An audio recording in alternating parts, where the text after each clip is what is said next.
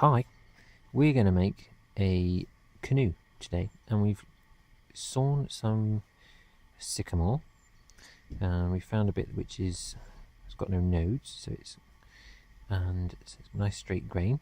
And then we've taken the bark off, and here you can see we've made a purple line to mark out the canoe, and we've got a couple of stop cuts there, and on the other side there's the other purple line. Well, we're going to bash away.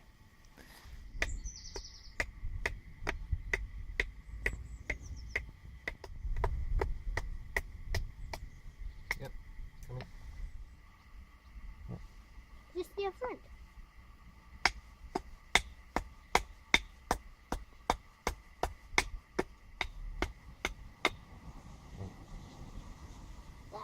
Very good.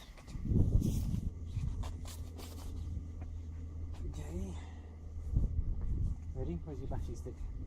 Oh, I just hit it. Yeah.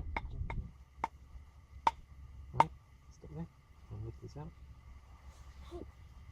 Let's use this one for the sides. Come on, bit bashy. Gently.